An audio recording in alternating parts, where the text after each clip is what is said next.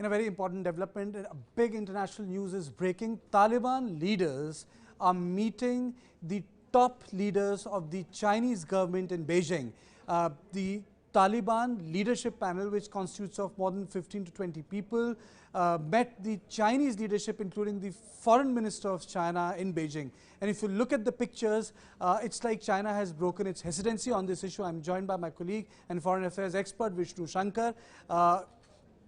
These pictures tell a story, more than 1,000 words. Vishnu, my question to you is that China was the first country in 1996 to acknowledge Taliban officially after Pakistan. Can I say that China has actually done away with its hesitancy when it comes to Taliban?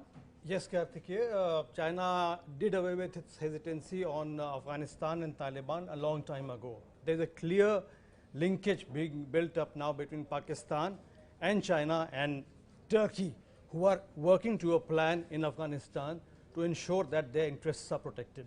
You know, but China is slightly different. You know, Americans like to go for regime change, but the Chinese foreign policy and the Chinese security policy is married to the idea of taking over a land, you know. So the dominance flows from the management of the assets, infrastructure and land, unlike Americans who want to export the liberal democracies, which in turn break many states from Syria to Algeria to Egypt. Now, the question is, Vishnu, that with this, do you think that the China will provide boots on the ground in absence of America, or will they go in for sort of a silent role, money, infrastructure and Belt and Road? Well, China is really worried about its investments in Afghanistan, Pakistan-occupied Kashmir, Gilgit and Baltistan, and in Pakistan. So they are very keen that they can ensure that their interests, their assets are protected. And for that, if required, in a peacekeeping role, they would not hesitate to put boots on the ground. They've actually mooted this point in talks with Russia and America also, that they would be keen to do that. Apart from Turkey, China is the only other country who are ready to put boots on the ground at this moment, after the withdrawal of NATO and US forces. You know, Vishnu, can you just elaborate on this point? Because when we talk about China, you know, our understanding is through Belt and Road project, or our understanding is through the sort of the fight which China goes through, goes with America on the Spratly Islands in South China Sea, or China versus America in context of the Quad. But in specific context to Afghanistan, when I interviewed the ambassador here, he said that the China can play a very important, a positive role in Afghanistan. How do you see the comments of the Afghanistan's ambassador to India to say that the China must play a positive and important role? How do you define that, the word positive, and how do you define the word important? Well, China, the present government, elected government in Afghanistan must take China on side. It is very important because it is, whether we like it or not, a major player in Afghanistan. Their primary concern is that their Xinjiang province shouldn't be impacted by Taliban's access to almost all of Afghanistan. They already control about 50% of the area, land area, and they are moving ominously towards the borders which touch Xinjiang province, where the Uyghurs are actually being meted out a very, very shabby treatment by the Chinese. And Eastern Turkestan Islamic movement is fighting for an independent Uyghur state. China wants to make sure, wants assurances from Pakistan that they will make sure that ETIM cannot play a role in Xinjiang. That's the first thing. The other thing is to the north of India, in along the Karakoram highway and the Karakoram mountains, China has made a lot of investments through CPEC, China-Pakistan Economic Corridor. And these are huge investments. And if these were to come under attack from terrorists or any other elements that actually destroy Chinese assets, they will be very worried.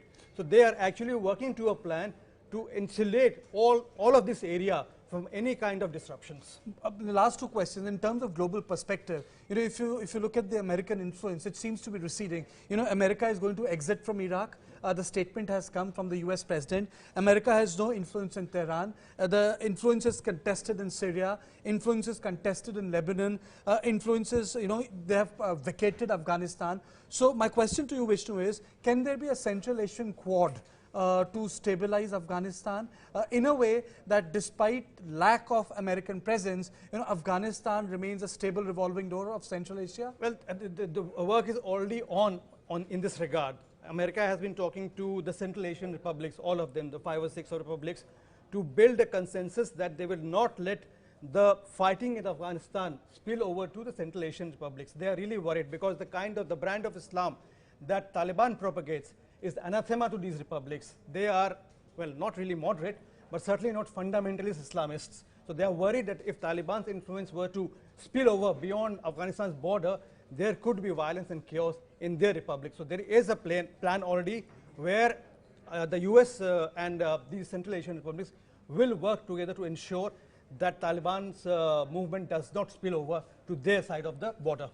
Isn't it ironical that when Doha talks happened, you know, China had a very side role with Taliban, and look at the long journey. You don't have Americans in this photograph. You know, you have Chinese foreign ministers talking to Taliban. So can I say that the journey of Doha has concluded in Beijing? It looks like that. Wang Yi met them earlier today. The meeting was held in Tianjin, the northern city of China. Nothing has been said either by the Chinese or Taliban about what transpired at the meeting, but the photograph tells its own story. I think they are a happy lot at the moment, and this really shows that China is gradually occupying the driving seat in the process, the political process in Afghanistan. So can I say, can we say in the conclusion part of this digital telecast that China is gaining a footstep in the Central Asian politics, you know, with American hegemony waning away from the coast of Mediterranean to Afghanistan. China is stepping in from Afghanistan to Tehran to Baghdad to Damascus. You know, the American presence has been completely denuded now.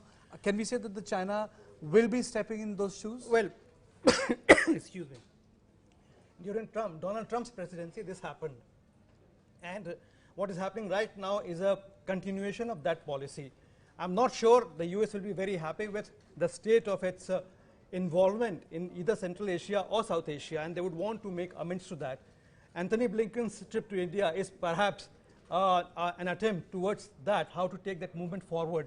And in that context, the talks that happen between India and the US delegation will be very important. We need to watch that very, very carefully. Thank you, Vishwa. I think it's a very important development that the Blinken is visiting he'll be meeting Indian Prime Minister. He'll be having talks with Indian Foreign Minister. There'll be a joint press conference, and you know, there'll be closed door meetings, and that too in context of Afghanistan. There are a number of other meetings which will be held, but Afghanistan is definitely on the table. And this meeting is being held in Beijing, where the Taliban had a long meeting with the Chinese Foreign Minister, and I think that this somehow goes on to show that how in geopolitics nothing is static, and you know, there is no political vacuum when it comes to geopolitical reality. So this is all in this edition of TV9 Digital on foreign policy. For more, keep on watching TV9.